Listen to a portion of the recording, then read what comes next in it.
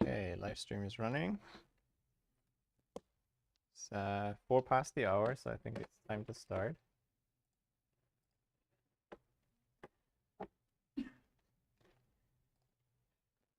Quick announcement one is, as you have seen, if you checked your email, the next programming puzzle is released. And so this time you're designing some protocol.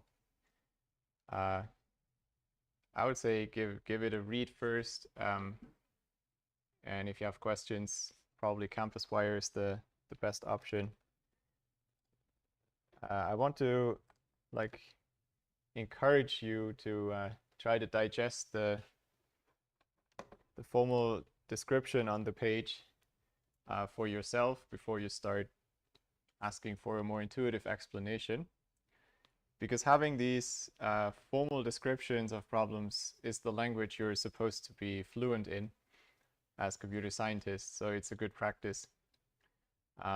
In a way, the full procedure normally is you have an informal problem that someone gives to you, then you formalize it, you come up with this mathematical description so that you can communicate the problem without ambiguity to other experts, like other computer scientists like you. And then you solve that formalized problem. Because for these problems, we can then prove that an algorithm is correct and all these things. So it's useful to get used to that language and become a bit more acquainted and fluent in that language. The other announcement, okay, also, as I said via email, the marks for Bamboo are a bit delayed, and I apologize for it taking so long. We're almost done, but yeah, we had to deal with a few cases. I'll comment more on this next time. So for now, just be a little more patient with us. What else? I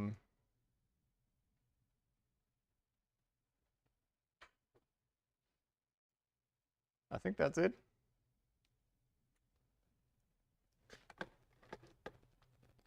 Any questions on organizational matters? Probably check what you, if someone puts it on Slido.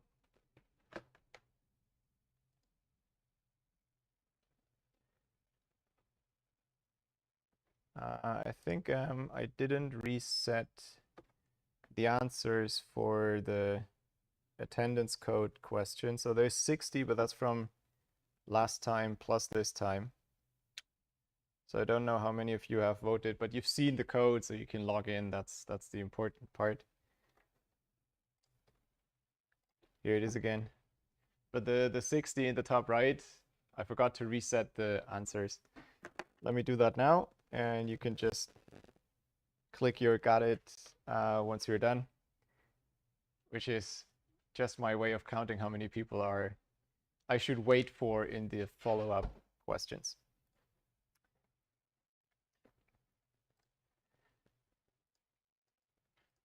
Okay, with that, back to where we left off. We talked about suffix arrays. I want to show this icon again. We left suffix trees for all the nice properties they have to develop algorithms. They're quite convenient to think about algorithms. But if you implement them, they have a fairly large constant factor overhead in the linear space and time that they require. So I symbolize this with this overweight guy. And the promise is that suffix arrays are a way to get a slimmer version that can effectively do the same things that the suffix trees can do, but in a slightly cheaper way that is not as heavy. We already looked at this last time, so just to repeat the definition. A suffix array is just the starting indices of all the suffixes once you sort the suffixes in lexicographic order. And one way to get that was using the suffix tree. If you take every node and order the child edges alphabetically by the characters, and we know there's only one edge for each character, so that's easy to do. If you do that for all the nodes, then in left to right order, or here top down for the leaves, you get the suffixes in sorted order. And it's convenient to assume here and throughout that this dollar symbol, the end of word marker, is smaller than all the real characters. Then you get this sequence of numbers, and that's the suffix array. And I hope I could convince you on Monday that some things may be lost if we forget the entire tree topology on top. But some other things are not lost. At least we can still find exact matches in the text of a pattern with 2 binary searches. And the runtime for that is no longer completely independent of n, the size of the text. But it depends on log n only, which is, for all practical purposes, almost as good. In this universe, everything's finite, so log n is finite. That's an empty statement. But log of the number of atoms in the universe is probably still 300. That's a sizable number, but a manageable number compared to all the atoms in the universe. Okay, let's see if you follow on this one. So last chance to vote on the attendance code. And then it's time for the suffix array.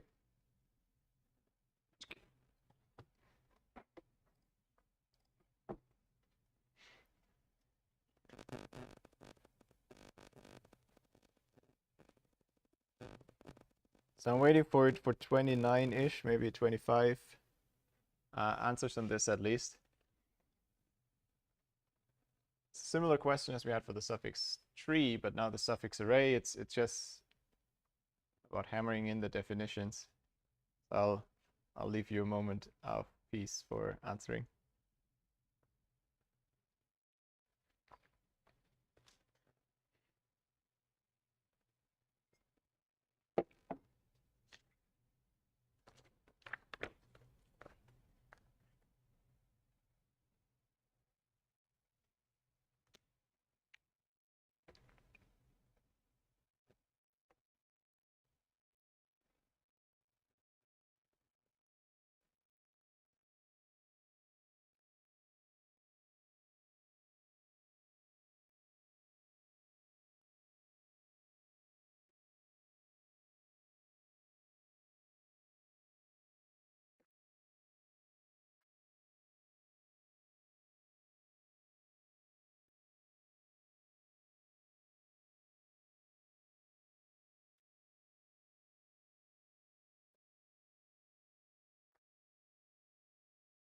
All right, we have our 25.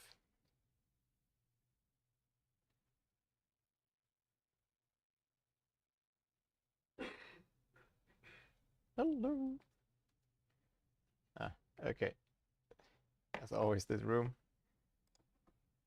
It will eventually show you. Now it's reloading. Let me do it here.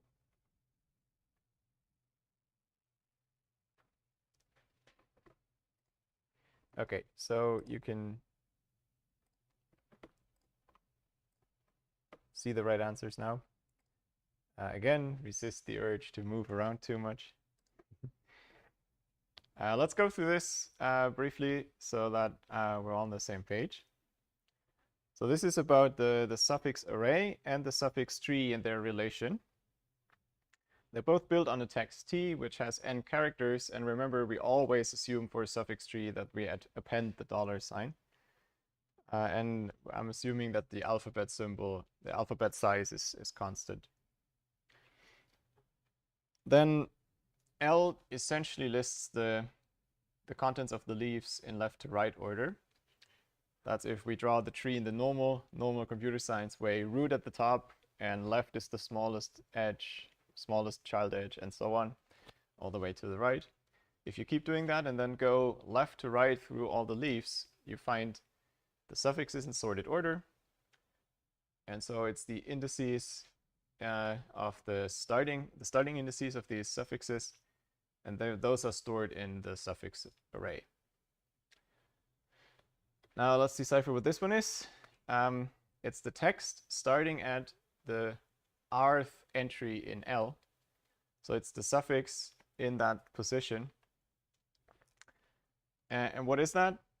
It's a path label from the root to some leaf in the suffix tree for sure, because it's a trio of all the suffixes, right? And it's, if we take A together with this, it must go to the rth leaf, or the leaf of index r. Remember, we start with 0. But it's not necessarily the leaf that stores the number r. It's the inverse permutation.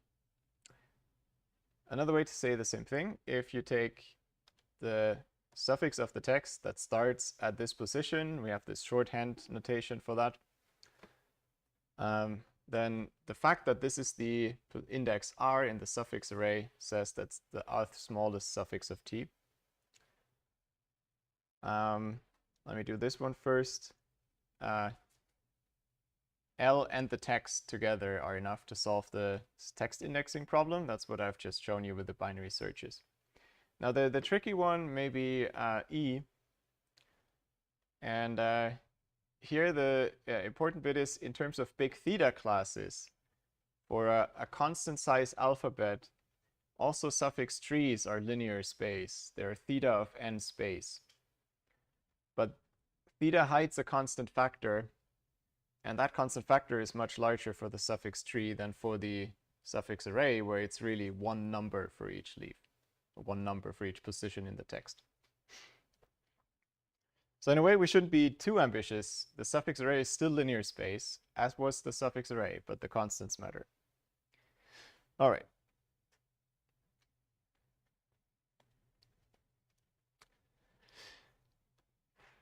How can we compute the suffix array?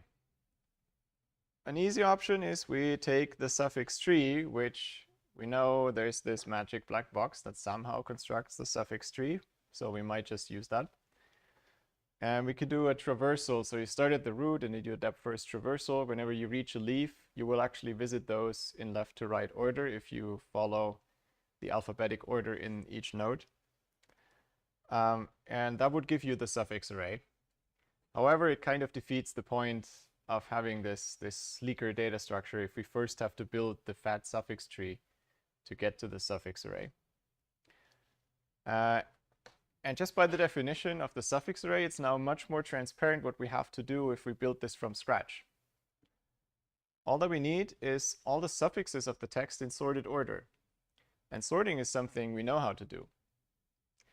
So it's trivial to code by if you just do it that way, create an array of all the suffixes and pass it to your favorite sorting algorithm. That's trivial to code, because a sorting algorithm will be implemented wherever you code it. But that alone will not be fast. There's several problems with this. If you do it the naive way, then the array of suffixes would be an array of strings, each as a copy of the suffix. So that already uses quadratic space, not that great.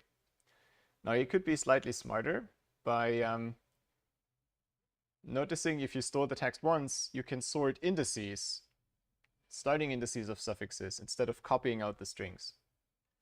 That would avoid the space problem, but you still have to do the comparisons. So whenever you ask the sorting algorithm to compare two things, to sort them, it would have to go all the way through the two suffixes until it finds a distinguishing character. And that, in the worst case, think again of our degenerate text where everything is just an A. That's often the worst case in this. For such a text, the comparison between any two suffixes takes as long as the shorter suffix is long. And so that sorting would give you n squared log n time. So that's way too slow to be interesting. But that's very pessimistic. I will say that most of the time you will not see this quadratic behavior. It only happens if the text is sufficiently self-similar. So for standard types of inputs, what was the standard type of input? For many types of inputs, it wouldn't be that bad.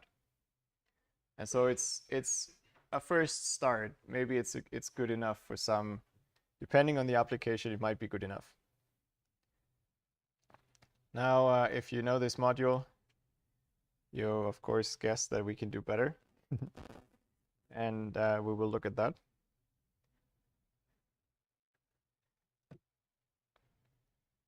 A first way is to still keep the fairly basic sorting algorithm and do a general purpose sorting algorithm, but one that's geared for strings.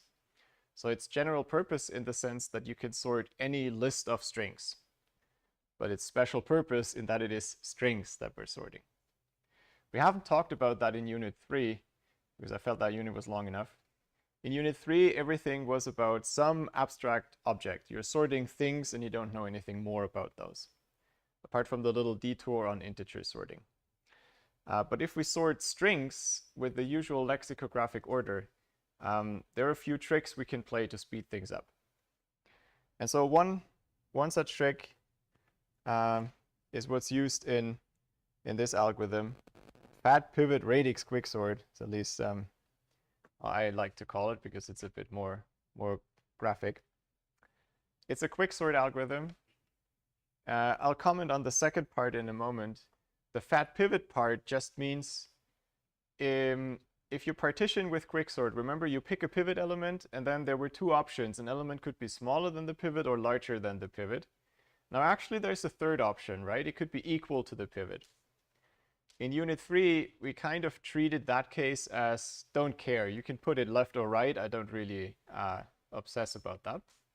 And we assume that the keys are distinct most of the time. Now, if you expect to see many equal elements, it is actually smarter to say we do a threefold partition. The things that are strictly smaller than the pivot go left, strictly larger than pivot go right, and in the middle we collect all the equals, all the elements that are equal to the pivot. And that gives you a fat partition, a fat pivot segment in the middle that you can exclude from recursive calls, hence the name. For sorting strings, we'll combine that idea with another little trick, which is we only compare the first character of the strings in each step. But we remember which character we're looking at. I'll just show you this on an example. I think that's the quickest way to grasp the idea. So here's a collection of strings. As I said, these are not suffixes of some text. That's just some strings. And I highlighted the very first character of each. In the first partitioning round, we pick our pivot element. And for the partitioning, you only look at the first character. Ignore everything that comes after that. So we partition around S. So there's B, T, etc. Those go before S, after S, and there's many occurrences of S itself. So if you do that, you find there's only two strings in this list that are starting with something smaller than S, and two that are starting with something larger, and the rest is actually starting with S. So we have three recursive calls, because these are equal to the pivot according to the first character, but not everything. And we have two recursive calls here. Now the difference for this middle recursive call is we know that they start with the same character. So why would you want to compare that over and over again? It's not useful. Instead, you remember that you're now looking at the character at index 1 instead of 0. Otherwise, the recursion is as in quicksort. So again, you have this little subproblem. You pick your pivot, and you partition according to this pivot into the three classes, but one is empty in this case. And once you have singleton classes, you can stop. You don't need to recurse further. For this one, you again pick a pivot. The second character of this one is H. So now the partition is everything that has a character smaller than H, everything that has a character equal H at position 1, and everything has a character bigger than H. Okay? And again, for these middle ones, we know they all start with S and H. No need to compare that over and over again. For the last part, we have a recursive call, and here you see some potential for improvement maybe. We partition, and we find both are in this fat pivot partition. They both have the same second character. And of course, you see that the strings are entirely the same in this case, but the algorithm is blind to that. That's the second round. And we do, these ones don't need further recursions. They're already singleton elements. Same for this. This one we partition further. We pick a pivot. We look at the next character to look at. And that's the second character in this position still. And now, again, everything has the same character. So they all stay in this middle partition. But we remember that they all start with SE, so that we don't compare this over again. In this one, we do have some partitions. There's the ones that are smaller and the one that has an E at the third position. Sorry, I told you garbage. So there's 3 that have an E at this position and 1 that's bigger. Right. So you have to look at this to get the partition here. It can be confusing. In the last example, you pick this as pivot, and again, so you compare the H, and it's the same in both. So you have another round of this. Everyone stays in the middle partition. Okay, by now I hope you get the game. So we pick a pivot, partition according to this character gives you 3 that are smaller and 2 that are equal, where we advance to the next character. Same happens here. If we run out of a string, we fill it up with this end of string marker, which is smaller than anything else. That's the same as we always did. So these 2 end up being equal to the pivot. That's these 2. And shells is bigger. And for this, in the last round, we finally found that the 2 strings are really equal. Maybe we need another round with comparing the $2. I left that out here. I think it's not quite true. One more round here. And here we reach the end. And here. And for this one, you would have to go all the way to the end of the strings. Seems a bit wasteful, but that's how the algorithm discovers that the strings are equal. If you want to read this in more detail, including code, etc., that's discussed in the book. Question? I was thinking about whether we can use this method to sort instead of some string, but some integers, but we separate integers into different bytes, like 10, like the digits. Like yep. So that work? Yeah. So the question was, can we use this method also to sort integers if we just effectively treat an integer as a string, right? If it's written in decimal or pick your favorite radix. Definitely, you can absolutely do that. It's not such a bad method for that as well. You have to play a bit around with what radix you pick. How well would it work? If you pick to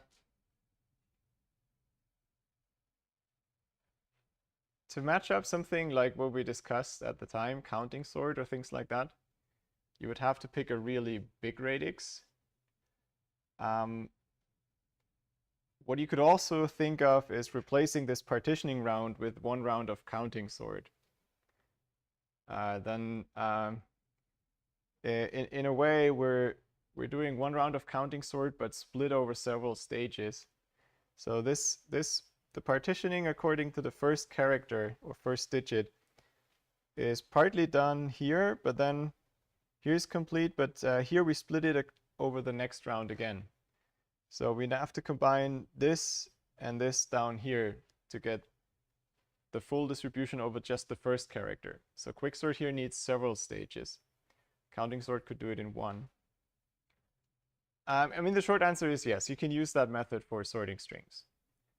And working out exactly how well it is, or how well it does for that, depends a bit how you choose the radix, etc. But it works fine.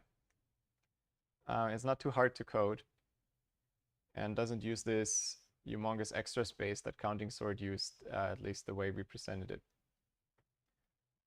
If you code this up, you have, apart from the 2 parameters of quicksort for what's the left and right endpoint of the current segment you're sorting, you have a third parameter, which is the position in the string that you're comparing next.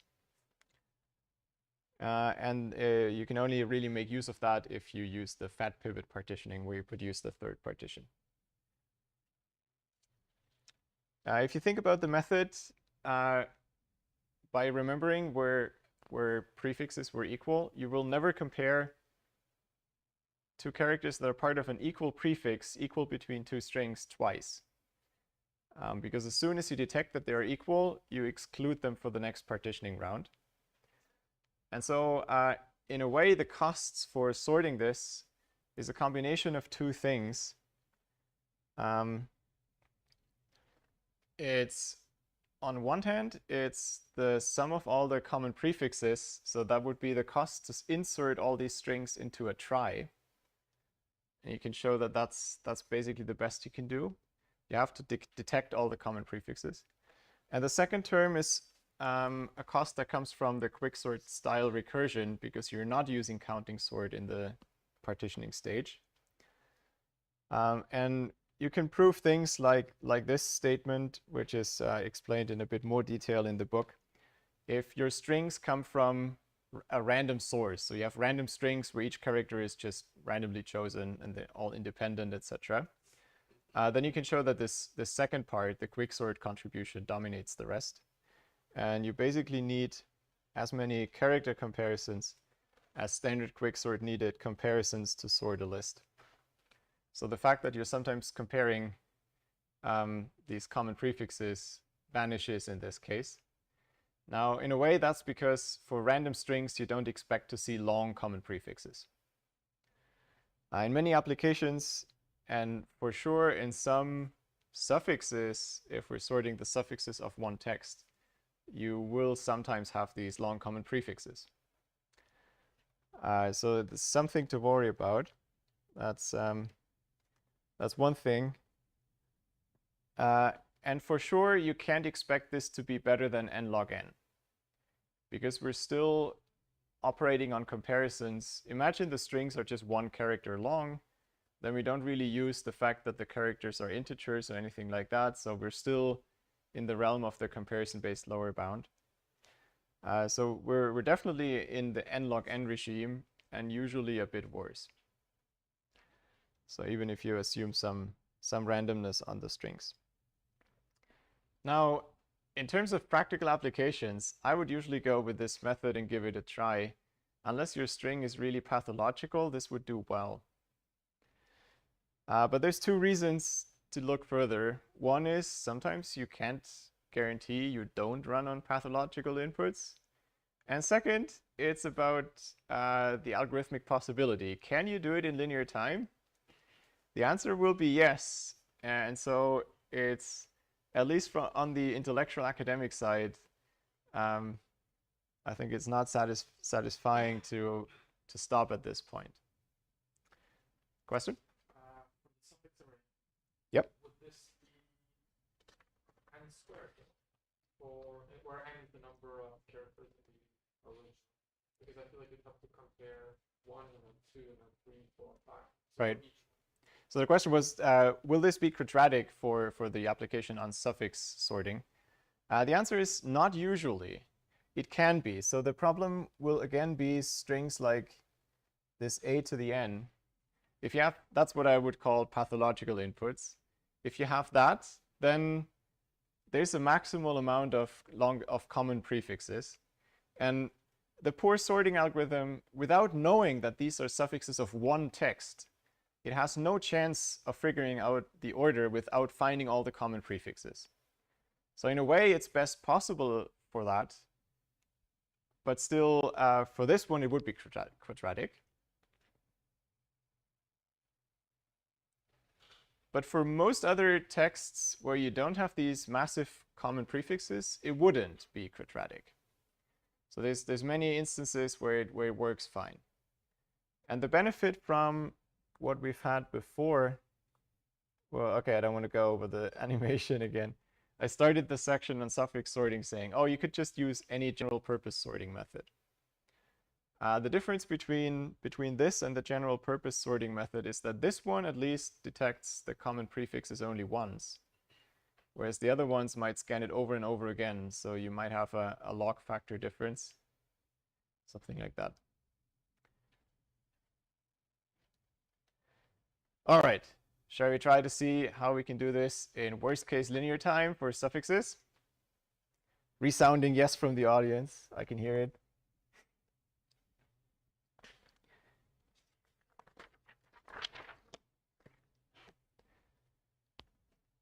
Okay, in the next subsection, I want to start looking at the linear time suffix sorting algorithm. These are among the most recent results we'll talk about in this class. They're at least from this millennium. There are several such algorithms. This is the one that's, I think, most reasonable to explain. It's quite practical. You can implement it to run really fast. So it's a really nice and good algorithm. It's not the latest and greatest potentially. You can tweak it further. But the point of this section will be to show you how you can do suffix sorting in linear time on the theory side if you want. And there's implementations in libraries that can do that play a few more tricks to make it a tiny tad faster than that. Before we go to the algorithm, I have to introduce a second concept that just makes it much easier to describe the algorithm. In fact, instead of L, the suffix array, so L stands for leaves of the suffix tree from left to right. Instead of L, we'll compute R in the algorithm, which is for rank. That's the rank array. You can think of that as the inverse permutation of the suffix array. The suffix array is a permutation. I didn't point that out, but it has all the numbers from 0 up through n exactly once in some scrambled order. So you can also talk about the inverse permutation, where if the value at position r in the leaf array, in the suffix array, is I, then we'll get the value r at position I in the rank array. It's just reversed. The definition of this was that this starting position I, the suffix starting at I, is the rth smallest in lexicographic order, right? And another way to say that is that Ti has rank, zero-based rank R. And so that's what will be in the rank array. If you have the starting position, the rank array tells you how many other suffixes are before that in the alphabetic order. And the other way around, if you want to find what's the fifth smallest, then the leaf array can give you the starting position. That's how you go. All right, maybe remember this picture, and hopefully then my many mnemonics for left and right will help you remember this. So you write down the text, all the suffixes, first the whole text, then you leave off one character at a time. So try to remember this triangle. Then I is sorted. That's the starting position of the suffix. I'm leaving off one more character each time. And now the rank array tells you where to find this thing on the right. What's on the right? On the right, you have the same suffixes, but in sorted order. So we know here that the ranks are in sorted order, and L tells you what's the starting position of that rank. So for example, I don't know, which one do we take? This one? L of 8 is 4, which means the 8th smallest suffix, second largest, starts at position 4, index 4. And so if you go to the left, at position 4, you find the same string, naban. And similarly, if you want to know how many strings are smaller in lexicographic order than the entire text, you would look at R of 0 and find, okay, it goes to position 6 on the right, so there's 6 things that are smaller.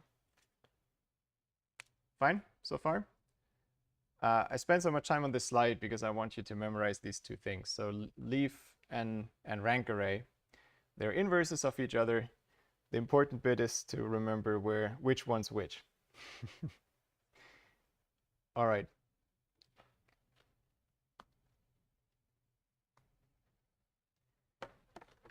Good point. Yeah, let's not just rely on you memorizing.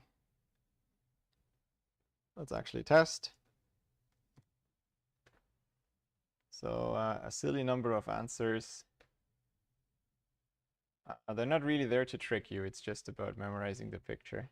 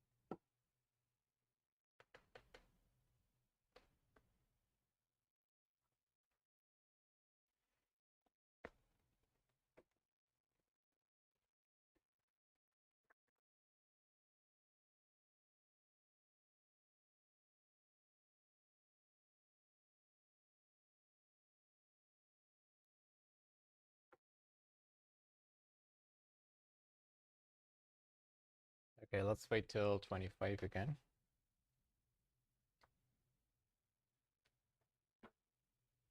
Oh, there we go.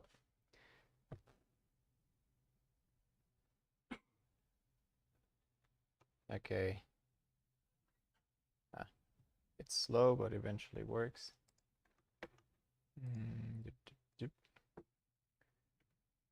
Okay.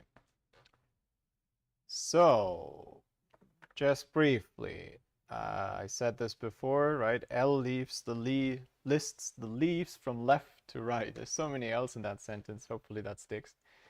And R does not. Simply said, L also lists the indices of suffixes in lexicographic order. R is a different beast. That's the defining relation between L and R, inverse permutations of each other. Maybe you can memorize it that way. So L stands for leaf and left, going left. So in the picture from before, you had suffixes in text order, suffixes in sorted order. So going left means using L. R stands for rank and right. Going right is using R. That's what going right, going left. Okay.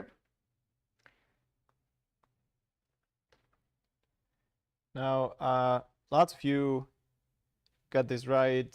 These two, okay, this is, I don't know if that's correct. I'm telling you, it can stand for that. Hopefully it helps. All right. Now it's time to present the big picture of the linear time suffix sorting algorithm. It's called the skew algorithm, or DC3 for difference cover 3. We don't have to worry about that. It's just the name under which you will find it. It has 3 steps, and it's basically a divide and conquer style algorithm like we've discussed a few at the end of section 3. Let me describe the 3 steps. So the first is we recurse on computing some of the rank arrays. So remember I told you we're eventually interested in the leaf array, the suffix array, but it's more convenient to compute the rank array, the inverse permutation. We can always compute one from the other in linear time with a simple loop. R1, 2 are the ranks of all the suffixes that start at positions in the text that are not a multiple of 3. why that super weird definition? Bear with me a bit. But you're just out of 3 consecutive indices, 3 consecutive starting indices for a suffix, you take 2 and you leave out the third. That's how you go. Then you determine the rank array for these guys recursively. From that, I'll show you how we'll be able to do that. You can induce the ranks for the other ones, the ones that do start at multiples of 3, without spending a lot of extra time. There will be some tricks involved, but that's the second step. And the third step is merging those two. So you have the position, you have the ranks among all those and among all those, but you can't directly translate. So you still have to merge the two sorted orders into the full rank array R for the entire input. Now, before we worry about how to do these steps, let's have a quick look at the running time, how this can eventually be linear time. What you'll have to believe for now is that step 2 and 3 are taking linear time in the length of the text. And we'll come back to that. If you take that for granted, then we're overall in good shape, because then the total complexity is linear for the topmost recursive calls doing steps 2 and 3. Plus, we recurse on something that has roughly size 2/3 n. So in the first recursive call, we'll do again another round of steps 2 and 3, but on an array that's just 2/3 n long, or a string. And we keep going like this. So you have this geometric series. Of course, we stop at some point when 2/3 to some power times n is less than 1. So you can write it as this, you can upper bound it by this infinite sum where we keep cutting into 2/3. And even this infinite sum is upper bounded by 3n, so that's your standard geometric series.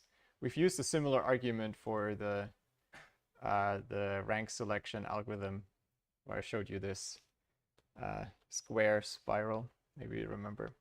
That's effectively the same argument. So assuming that we can do steps 2 and 3 in linear time, we're in good shape. And once we have R, we can easily get L from it. And in fact, we'll do this in between in the different steps. Whenever we have computed R, we can easily get L in linear time. That's a simple loop to invert the permutation. Let's first have a look at step 2. So we assume that we already know the relative order of all the suffixes that start at indices not a multiple of 3. And we try to get the relative order of all those that do start at multiples of 3. That sounds super weird, but if you just pick some, look at some examples, it becomes a bit more clear, I think. So suppose we want to take the entire text, otherwise known as T0, and T3, the suffix that starts at position 3. How could we compare those two, knowing or using the knowledge we have about these other suffixes? Well, simple trick. Every suffix is another suffix with some additional character in front. So if we just get rid of this, then we turn that into T1 and T4. And 1 and 4 are not multiples of 3, right? So we can use the information about T1 and T4 from the R12 array to decide which of these two following parts is smaller in lexicographic order.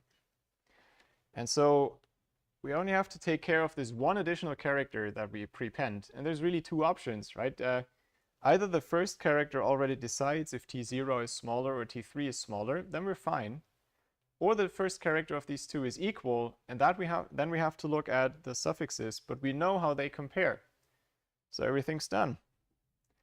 In short, T0 comes before T3 if and only if this ordered pair, so the first character and then this number, the rank of the following part, comes before this pair, another character and a number. And that's it. Okay? Now, this only allows us to compare two things. That's not the same as sorting yet. To get this into the full linear time solution, we have to apply a trick about sorting that we've seen before. So before we get to that, let me do a concrete example and show the step that I've illustrated on two suffixes for all the ones that we need. And so I just thought for this one, it's useful if the example is not too small so that you can see things in action. But I don't want to go through reading all these strings. So we have our text, Hannah Bands Bananas Man. We add a few more dollars just to be sure that when we're cut with multiples of 3, that we always have enough dollars at the end to sort things out. That's for convenience. Here are the strings that we want to sort. These are the ones that start at a multiple of 3. Here are all the other strings, and we assume recursively we know how they are sorted. What's the sorted order? In particular, we have the rank array given here. Now it's listed in this weird order because here they are in the sorted order. Should have maybe put it on this side. All right. So far, so good. So what we're doing now is try to get these sorted using that knowledge. And so we replace, I don't know if you can see this, maybe a bit too subtle. I split off the first character and then the rest slightly. So we copy the first column here. That's just the first character of all those suffixes. And then the rest of that suffix we replace by a number. And the number is the rank of what's left. So for example, in this case, T15. When I split off the first character, it's T16, what's left, the S-man part. Then I look up rank of 16 is here. So I find that's 14. So I take that rank and put that as a number here. And the last slide hopefully convinced you that this retains the relative order of all those. And the way to sort those is using 2 rounds of radix sort, which is you first sort by the first component, and then within those that are equal by the second component. Now, the trick why we do this is that we can do it in linear time using counting sort. Because in both cases, we're effectively sorting integers. The first column is individual characters. Now we have letters written there, but you all know they're ASCII characters. They're converted to numbers anyways in a computer. And the second is pure strings from the start. Also, the numbers are within a reasonable range because they are ranks, right? These go from 0 up to what the number of these is, which is 2/3 n. So we won't run out of bits in our word RAM or something like that. The numbers are not too big. They're within 0 and n. Okay? So we can do this with 2 rounds of counting sort in linear time. And from that we get our rank array R0 for all the suffixes that start at a multiple of 0.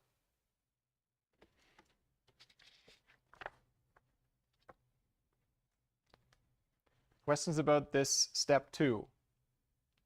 Inducing the ranks for R0.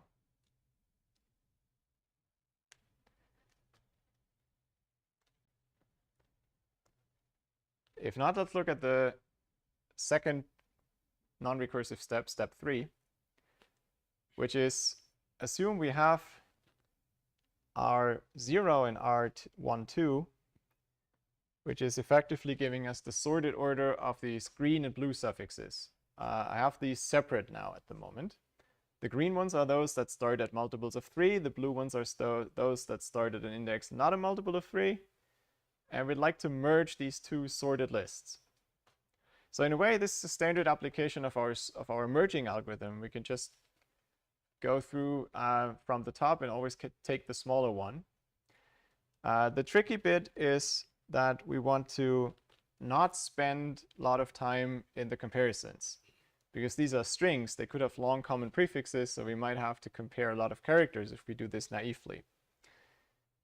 What will turn out to work is we use the standard sorting algorithm, the standard merging algorithm from merge sort, but we use a trick to speed up comparisons, which is similar to what we've done just in step 2 before.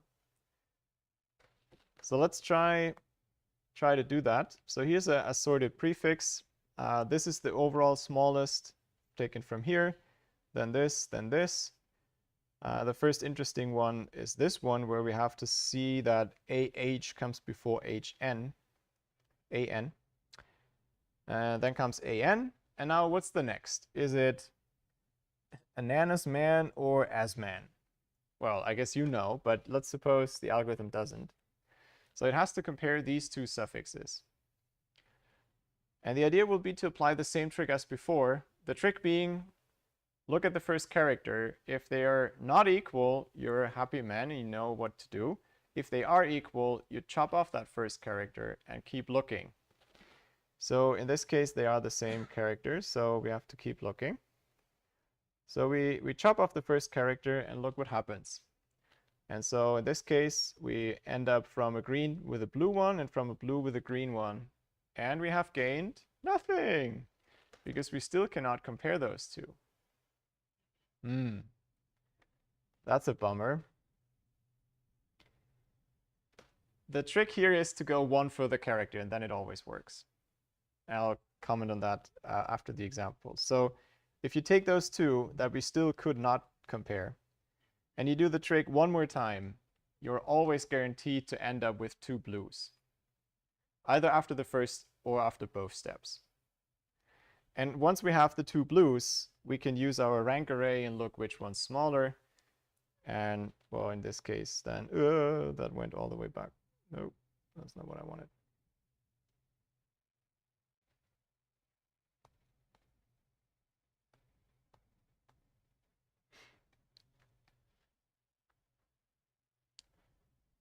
Oh, I thought I put the the result up there.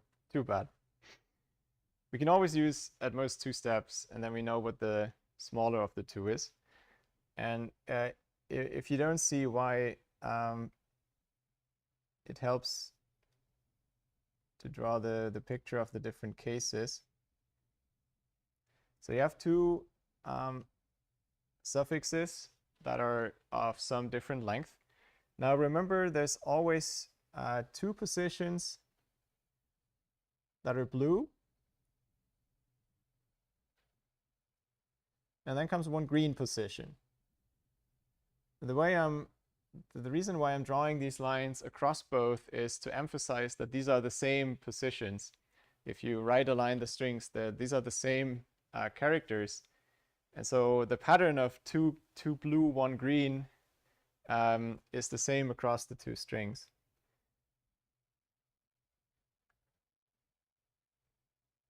I don't know, okay. This is green. I guess this is green again. Blue, blue, blue, blue, blue, blue, blue, blue. So you can have different cases. You can start, one string will be blue, 1 will be green, otherwise you already know the result. So you can either have 2 blues here or 1 blue. If you have 2 blues, like in this case, and you chop off the first character, you end up with blue, blue. So that's the case where it immediately works. And the other case is when you have just a single blue. Let's see if I can do that.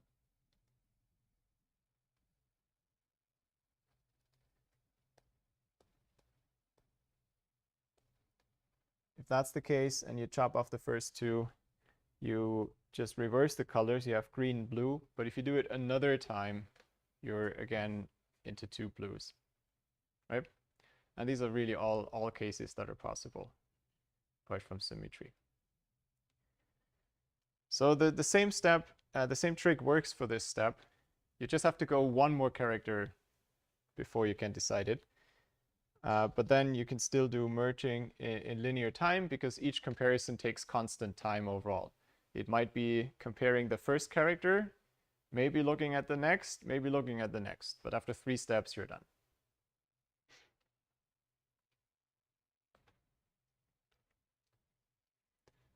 Questions on steps 2 or 3, how these work in linear time? Okay. I know these are a bit tricky, right? It requires a bit bending your brain. On the other hand, there's nothing really like magic like going on. The main building block we used was counting sword, very, very scary, right? So, you've seen how that works in detail. And the rest was a weird setup of the recursion, but otherwise fairly straightforward steps.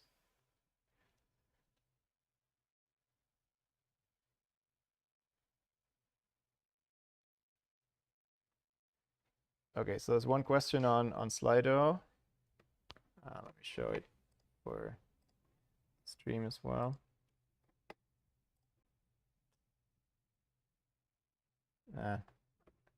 I allowed it on the phone. It's not yet here.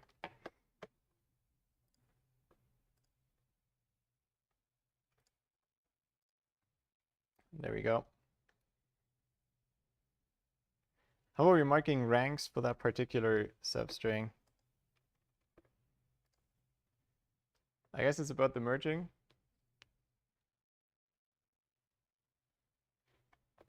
Maybe you have to ask on Campus Wire again.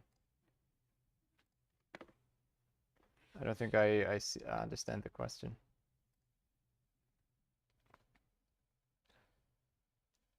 In the next section, I want to show you how to finish off this algorithm because it turns out I lied a bit to you in the last section. We're not quite done yet. We did manage to get step 2 and 3 done in linear time, and I was not lying about that part. But the recursive call, I glossed over this briefly, and there was a reason for that. It doesn't quite match up. So that's the recursive subproblem is not quite the same as the original problem. In particular, I asked recursively to compute the ranks of certain substrings, a certain subset of all the suffixes. But that's not the same as recursing on some string and finding the rank array of that string, right? The original problem was, here's a string, take all its suffixes and sort them and give me the rank array. And now I'm asking you to do something like this. That's not quite matching the signature of the method. So we'll have to work around that. The thing is, we really like to recurse on a single string because that's what the method can do. And what we want is a single string that has only the suffixes starting at not a multiple of 3. That sounds a bit like a problem. It turns out it's not. You can do it with the following trick. So first of all, you take your string, and instead of looking at individual characters, you lump them together into triples. So I drew this by putting a box around them, but you should really think of ban as one super character that's now a single thing. It's one entity, a single character in a larger alphabet. And same for all the others. That's not enough. That gives you fewer suffixes now, right? Every suffix, by leaving off one more character, jumps 3 characters in the original string. So if we take this T box, then we get the suffixes starting at multiples of 3. If we want all the suffixes that don't start at multiples of 3, you can do this construction. You take the original text without the first character and apply this boxing. And then you append afterwards the string where the first 2 characters are omitted, and you apply this boxing construction. If you look at the suffixes there, that will be all those that started either position 1 plus a multiple of 3 or position 2 plus a multiple of 3. And that's all that start not at a multiple of 3 in the original string. Okay? Again, a bit, why would you do it exactly like this? How do you come up with this? I don't have an easy answer for that, but it's doable, and the construction is a bit weird, but not particularly opaque. All that's involved is going to a different alphabet. You take triples of characters and treat them as one thing. So if we build this text t prime, we can apply the same algorithm recursively, and it will find the correct rank array. So it's not such a big deal after all. Now, as always, or as often, when you patch things up, when you apply the duct tape, you create other problems. And in this case as well, there is a problem that we created now. And the problem is, in each recursive step, we combine triples of characters into one super character. Now, if that doesn't sound scary, think of exponential growth, right? In the initial, you had maybe 10 digits, if let's say 26 characters in the first step. Now you cube that in the first recursive call. So it's 26 to the third, whatever that is.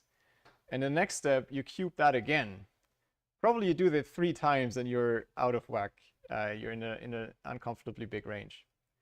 So why is that a problem? Well, we relied previously in the inducing step, we applied counting sort to these numbers. So if these become really, really large numbers, there's no more linear time sorting. So we can't do that. It turns out there's again a patch for that.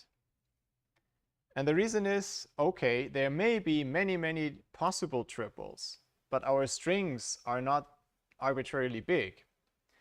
Indeed, our t prime has at most 2/3 n different triples because that's the number of characters it has.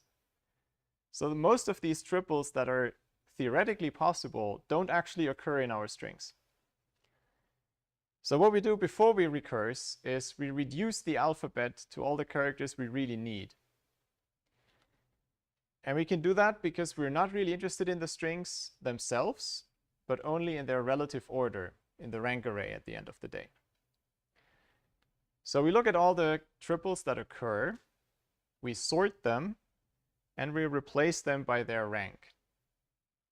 So again, we turn characters into numbers, but the numbers are from a small range.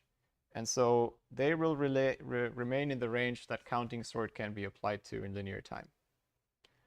Effectively, we maintain that the alphabet size is at most the length of the string. That's a fairly reasonable thing to assume from the start as well.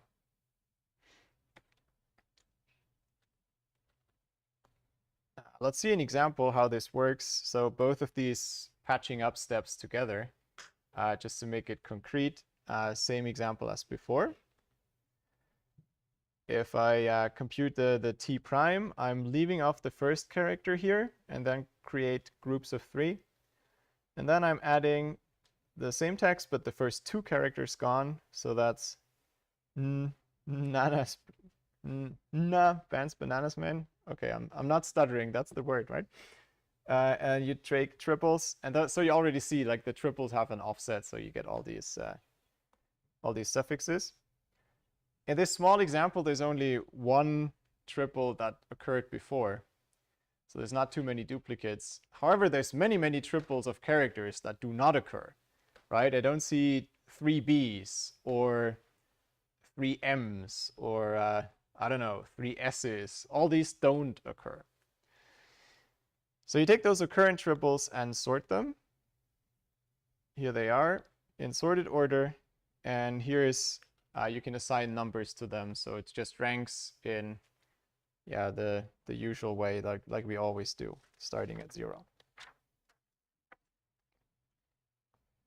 And so then you take your t prime and turn it into t double prime, where you just replace every triple with its rank. So a and n is here, so you replace it with the number 3. And that brings the alphabet size back to linear in the size of the text.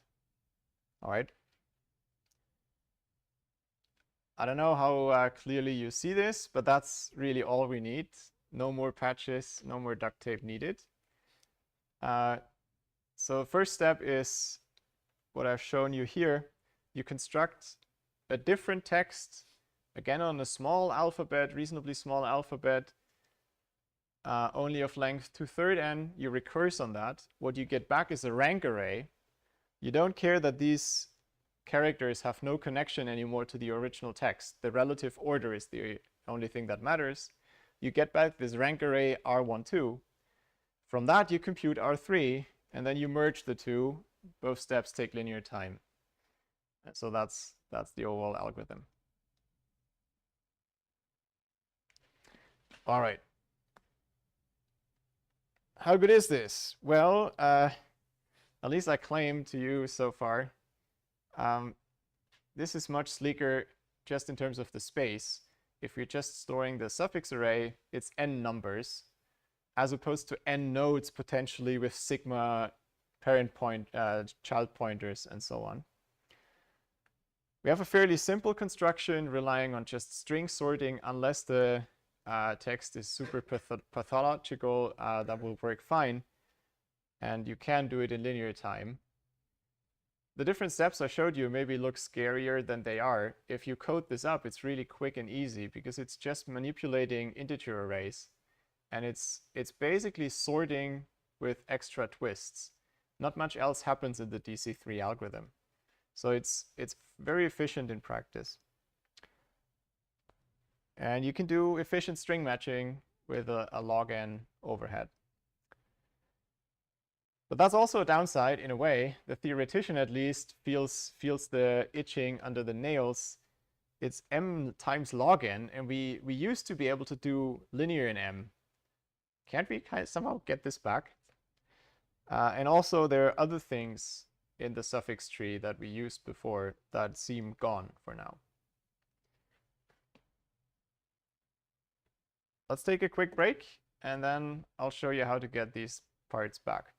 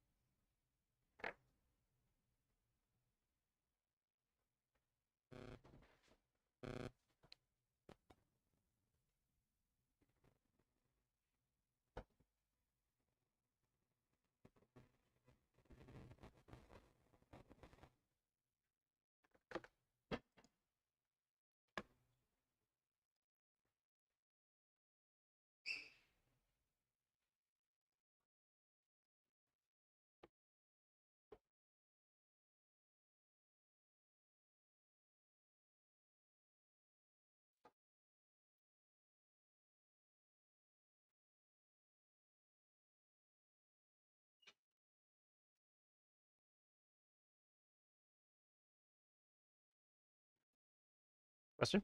Yeah. I would like to ask that in puzzle 2, can we consider the time? For example, if like this is the time and I can the one you're forking means a lot. Oh, I see. Yeah. So No, you cannot use the time. count. No, it's there's no tricks like this intended. So it's really just 10 bits that come back. I mean, you can probably cook up some scenario where the time can't be measured exactly enough or something like this. But in this puzzle, we just require to only use the rules or the algorithm rules to encode and decode, right?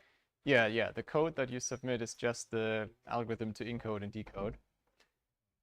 I can only check other just factors into consideration. Exactly. Yeah. In a way that the code shows you quite clearly what you can use. Okay. Anything else is kind of outside of the problem.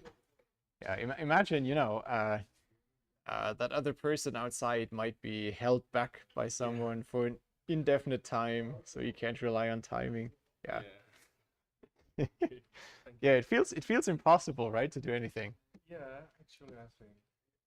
And the thing is, you can probably convince yourself quite quickly that it's not possible to do all correct. It's Yeah, just doesn't seem to work. thank you. But you can still do something.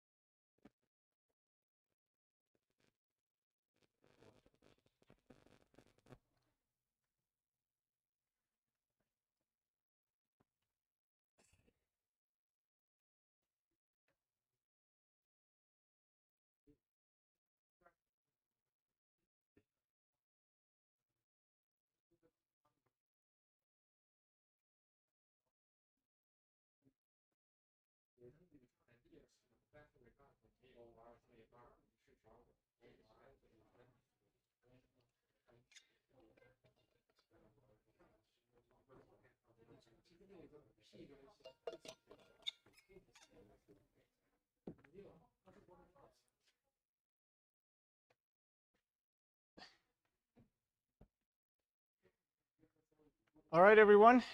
Time to slowly continue.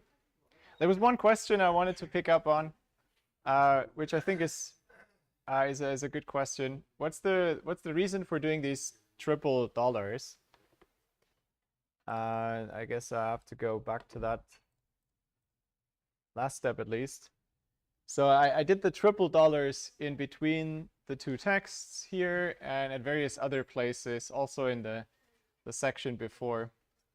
The reason for the triple dollars is just to have enough dollars at the end so that you always fill up a full triple. That's the only reason. So I put this triple dollar in between here to make sure that you have a character that separates the two parts. And I put triple dollars at the end of the string. That was in the definition of the box, I think.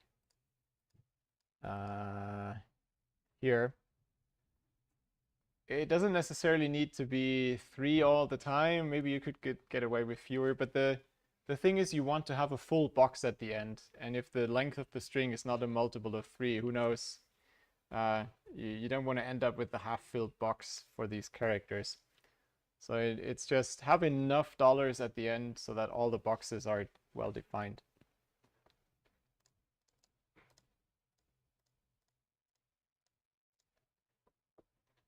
Okay. So that was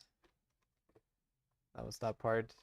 For the other one, I asked you to show it on Campus Wire.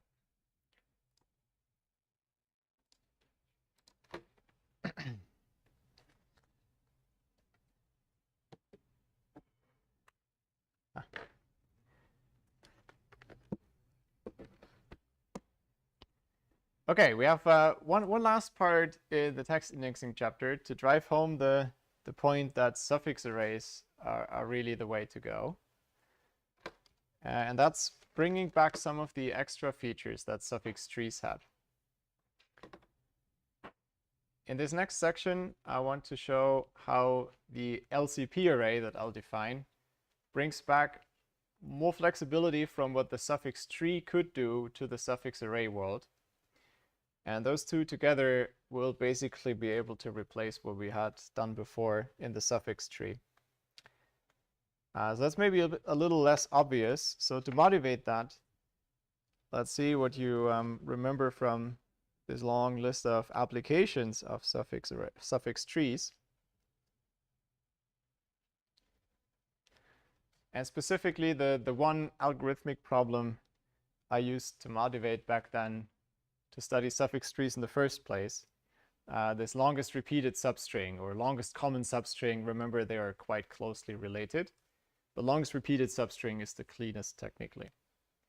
So what did we use that, especially our, what are all the features that we used in suffix trees to get that?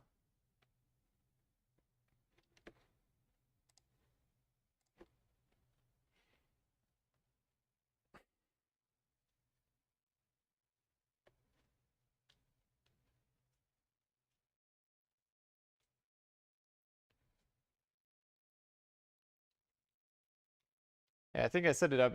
There's really just one answer that's the key thing. So if you just want to know the length of the longest repeated substring, you only really need one thing from a suffix tree.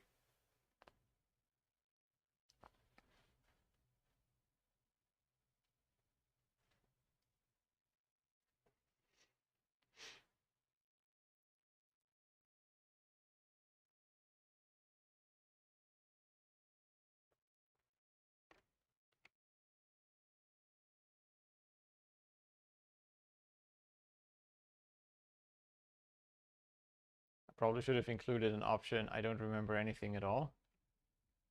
But in case of doubt, maybe you just have to guess one for this one. Okay, waiting for 25.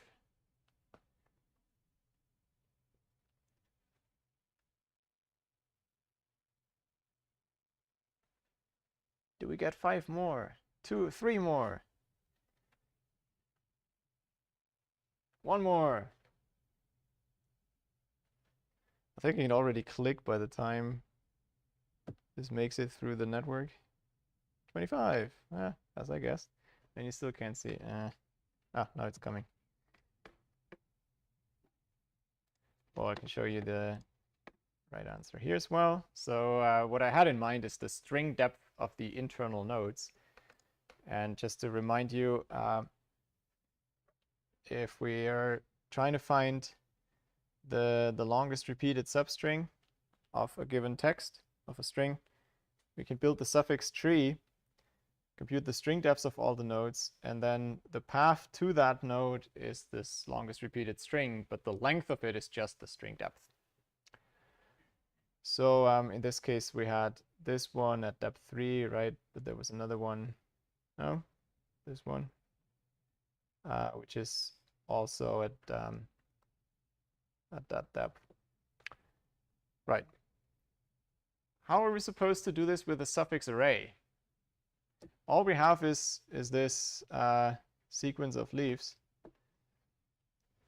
So if we just have the suffix array, it seems not really possible. It doesn't contain the relevant information. We can do it by storing the relevant information on top of the suffix array. And that will be the LCP array. LCP stands for longest common prefix. And it will be the longest common prefix of 2 neighboring leaves in the suffix tree, or 2 neighboring entries in the suffix array. So I want to point out here that we usually define the LCP array other than our other arrays. It starts at 1 because it talks about the difference between two, and so there's some offset in one way. I have a bigger example on the next slide. Maybe let me just illustrate this. So if I take the suffix array of this string, I should just follow the leaves left to right, right? That's what we get. 9, 5, 7, 3, 1, 6, 0, 8, 4, 2. And between any two adjacent ones, I can define this LCP array. So it would really want to sit here with a number between every pair. So something like this. But of course, we don't define our arrays with an offset of 0.5. So stored as an array, this is 0, 1, 2, 3, and so on in the suffix array. And for the LCP array, we start with 1. So the longest common prefix is between r and r minus 1.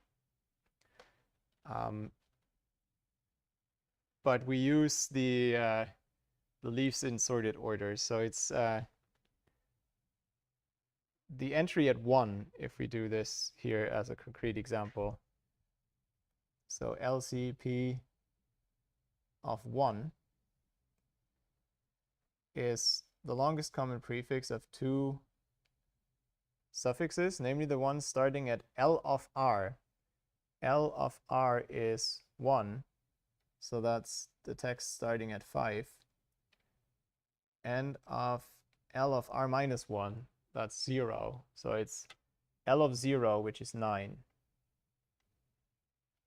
Okay, so if I map that to the tree, so I would look at this and this, and I would ask, what's the longest common prefix between you two guys?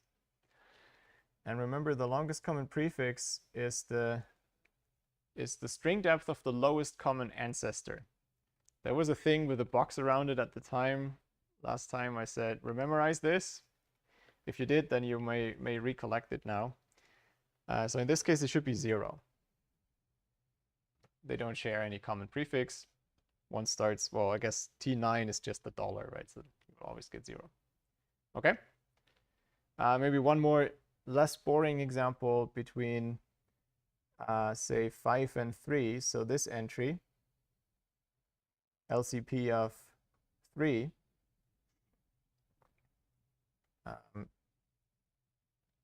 so 7 and 3. If I go up to this one, I should have a string depth of 2. So LCP would be 2 in this case. Okay. Now, if I have the LCP array, the longest common prefix is actually trivial to find. Let me fill the array just so that we have this. And it's relatively easy. You just follow the traversal of the tree. 1 and 6 is 0. 6 and 0 is 3. 0, 8, they go via the root, so that's 0. 8, 4 has depth 1. Those is this node, it's depth 2. Else, finding the length of the longest repeated substring is just the maximum entry in the LCP array, so 3 in this case.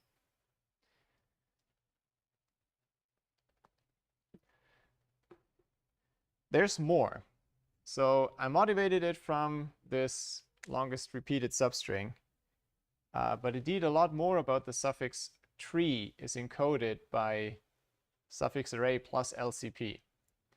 And again, mostly on an example, but I think that makes it clear. Here's the suffix array. Here are the suffixes in sorted order.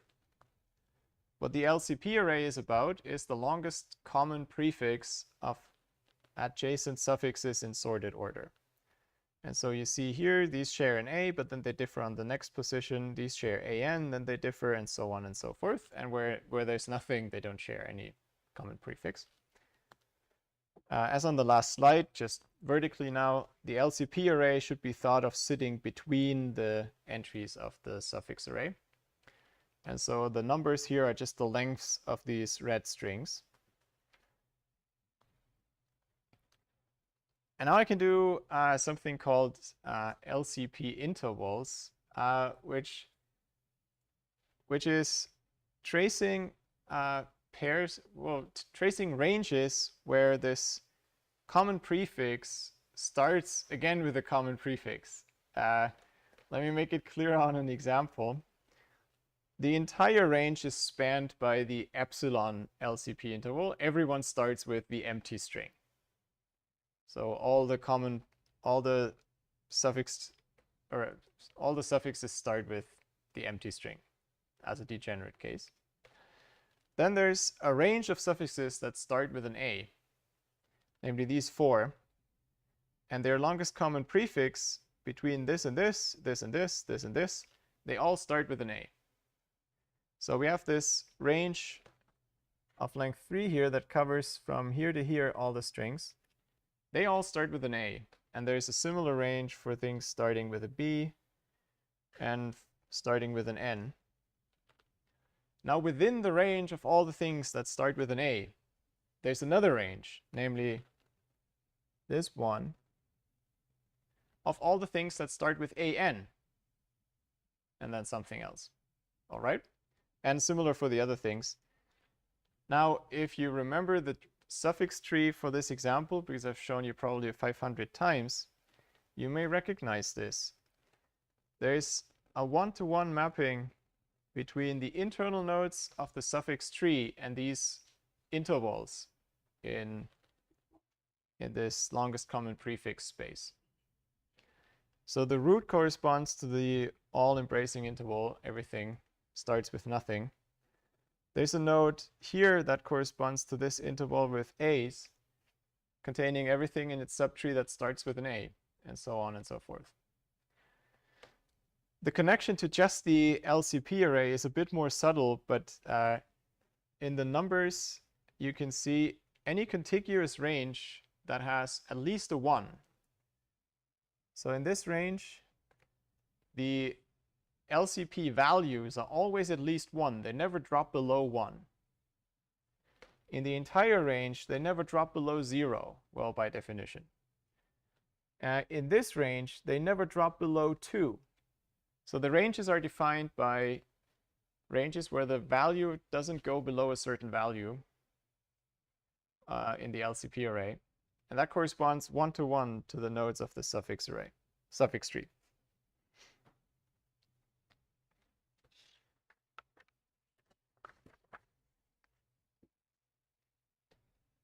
We won't dig much deeper onto this. I will leave it with this example and the intuition behind it.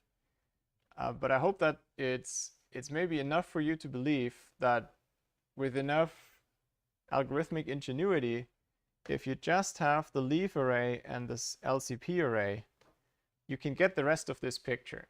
The information is all there. It's maybe not quite the most convenient form, definitely not for humans, but it's all there. So these two are enough to reconstruct the suffix tree.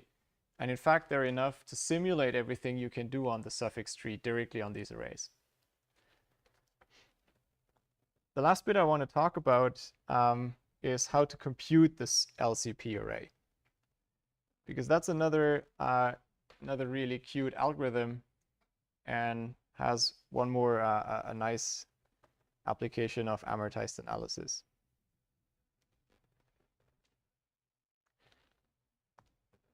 I want to point out we'll have a tutorial question where you're asked to do this reconstruction, and so maybe you can gain a bit more insight into that just from doing it on another example. The key thing about the LCP ranges is it's contiguous ranges where the LCP value doesn't drop below a certain threshold. And so the string depth of the node is that threshold.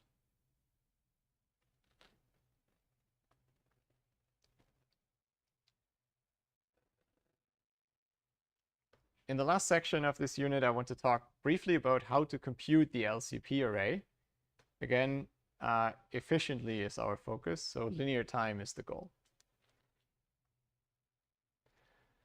Let's first look at what you can do naively.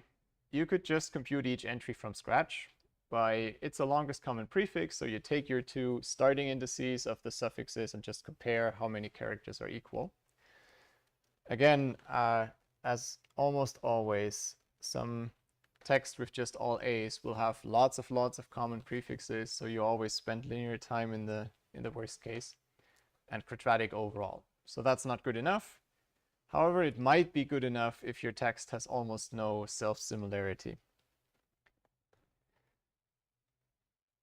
The insight to get faster than that is if we see one large LCP value where we had to spend a lot of time comparing, we will always see more large values that use the same common prefix. So we can somehow reuse that work. Before defining this more concretely, let me show you one of my favorite English examples. It's a valid grammatical sentence: buffalo, buffalo, buffalo, buffalo. You can go much longer than this. 7, 8, 9 buffaloes in a row. I think you can still parse that as a proper sentence with contact clauses and so on. The trick is there's a city buffalo, there's the animal buffalo, there's the verb to buffalo someone is to bully someone. So you can, in this case, construct a sentence out of a single word. I chose it because it has lots of self-repetition and self-similarity. If you start by computing the suffixes of this text in sorted order and start computing some LCP values, you can find really long longest common prefixes and large LCP values because the text has a lot of overlap. Now, if you have these two suffixes, there will be two other suffixes where these first characters are deleted, and these are written here. So they will also have a really longest common prefix because they share all but the first of these 19 characters. And you already know that. So you don't want to start from scratch comparing for this next one. The tricky bit is it's not so clear where are these shorter suffixes and where is the LCP value that you are trying to infer from this. And in a way, it gets worse than that. It's not even clear if there is any LCP value for this. Because these two shorter suffixes might not be adjacent in the sorted order. Once you chop the first character off, there might be other things in between. And then there is no single LCP value corresponding to those two suffixes. But still, it's still somewhat true, right? Even if there's things in between, they will also share this longest common prefix. So that's the key idea behind exploiting it. To turn that into an algorithm, the smart way to do it that Kasai et al. Came up with is to just compute the LCP values in a convenient order, and then all the complication goes away. It's another, I love this one because it's so simple to present, but each time, if you don't have an example prepared, you probably forget how it worked, and you have to reinvent it. So we'll try to compute the LCP values in text order. That's why I have our favorite picture here again. In text order means I'm trying to compute the LCP values corresponding to the suffixes top down on the left, but I will jump around in the actual LCP array on the right while I'm doing that. And so in this case, when you drop the first character, you may not have adjacent suffixes, but you can still use the information you learned from the previous phase. Let's see the example. We'll first look at the entire text. That's the first suffix in text order. I'm starting at index 0. I use my R array to map that to the right-hand side.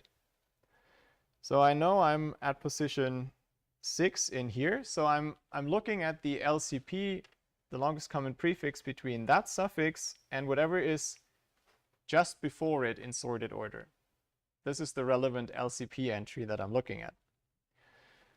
And this one I compute naively by comparing characters. So I find B matches, A matches, N matches, then there's a mismatch. So the longest common prefix is 3. So far so good, nothing smart happened. I remember, though, that while I will lose the first character, this an, I will keep that in mind.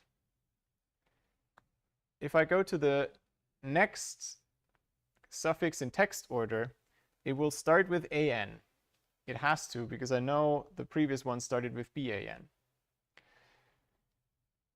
But which LCP array entry am I finding now? I look at the rank array, and that brings me to this position. So I know I'm looking at this suffix and whatever comes before it in alphabetic order. And I already know it has to start with an. Why? Again, because I previously compared with this one, and this one without the B started with an. I find this here. Now, it's not the one that I actually compare it with, but all of these strings have an as their longest common prefix. And so in this case, it happens what the previous slide said. There was another suffix that smuggled between the two. But if it ever happens like that, the longest common prefix has at least this an. So what we do in this case is we inherit the 2, but then we start comparing the next character, because there could be a longer match, as in this case. But then there's a mismatch. So again, the LCP entry we find is 3. And we keep in mind that we found NA. We keep in mind that we found 2 apart from the first character that matched. And then we continue like this.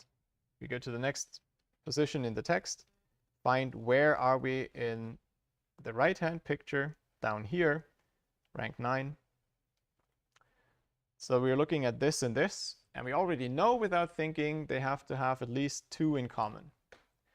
In this case, these are exactly the 2 suffixes, so we kind of know that they already have just these 2 and no third, but we forget that. We just do another comparison and compare B and N again and find they're still not equal. But this little rediscovery is cheap because it's a single comparison.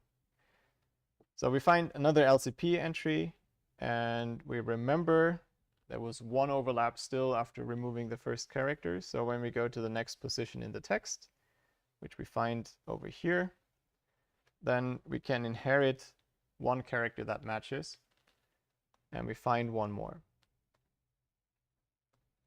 All right. I think now you get to see the pattern. We go to the next position in the text, find where that is on the right-hand side. We inherit 1 match, and that's actually the only match there is. It's again a case where we have exactly the 2 suffixes without the first character. So we have a new LCP entry, and this time we don't remember anything anymore.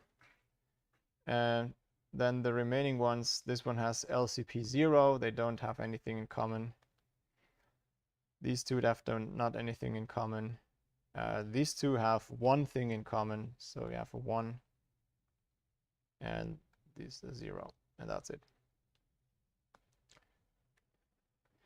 So you see how things, maybe you can already see you always just spend constant time in each iteration. You inherit a variable number of matches, and then you may spend time in one iteration, but then many other iterations become cheaper. If you write that up in code, it looks like this. I don't think there's anything worth pointing out. So we remember in L, what's the length of the prefix that we already know about? Initially nothing. Then we go through all the positions in the text. We find our way on the right. That's the mapping to the right. We find what is the other suffix that we compare with, which is the one just above it in sorted order, but we have to find it in this way. Then we compare the characters that are equal, but we leave out the first L comparison, the first L characters in both strings. We store what we found, and we set L to be 1 smaller or 0. And then we continue.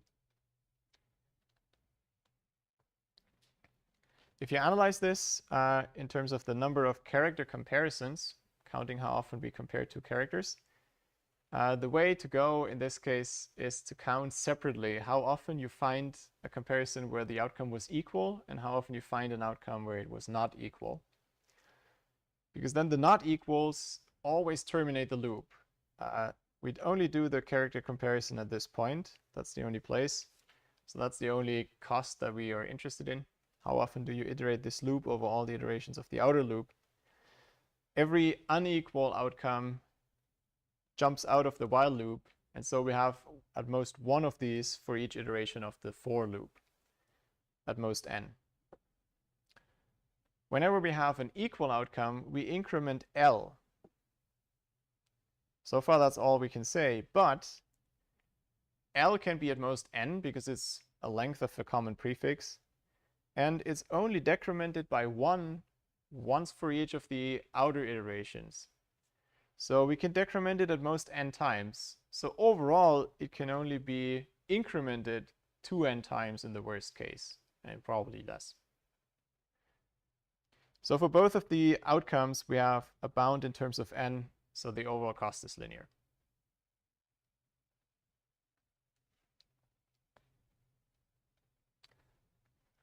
If we have the suffix array and the LCP array, both of which we can construct in linear time, as you've seen just today, we can actually reconstruct the suffix tree from that if we wanted, using this construction with the LCP intervals. But the key message should rather be you don't want to do that. You don't want to compute these two arrays to compute then the suffix tree from that and spend all that space. The modern version is use these two arrays and maybe a few extra tricks. So probably you want L, R, and LCP, so 3 arrays to be fair. And use those to replace suffix arrays entirely, suffix trees entirely. So that's what people now call enhanced suffix arrays. They're a little trickier to build algorithms for. So usually what people do is design an algorithm as if you had the suffix tree, and then simulate access to the suffix tree based on the suffix arrays, enhanced suffix arrays. It turns out you can actually do everything that suffix trees can with these arrays, and they use much less space, and it's much simpler to construct them.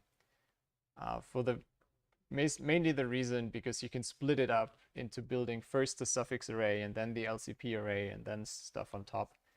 Whereas the suffix tree seems to be, you have to solve everything to get everything at the same time.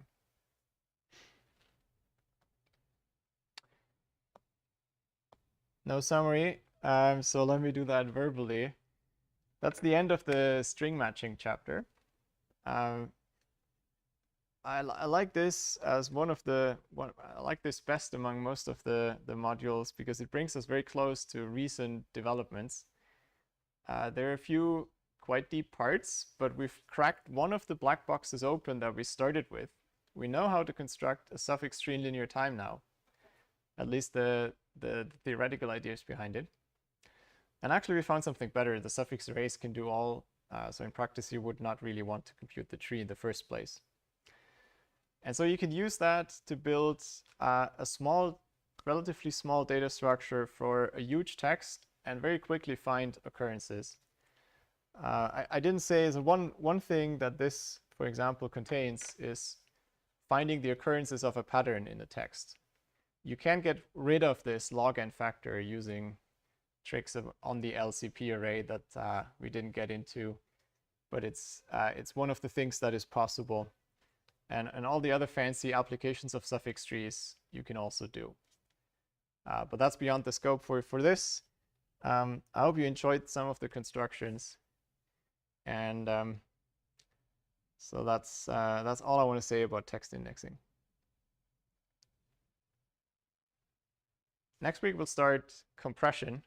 So we'll stay in the realm of text, but now we'll squeeze space more and not look at data structures that much. Although there will be some flashback to the last part at the end. Is another cool one because it's very close to what practical methods use and still active research in some bits. So look forward to it. See you next week. If you have questions on the new programming puzzle, first try to read the text yourself and try to solve it. But if you're too much stuck, then Campus Wires is your way to go, I think.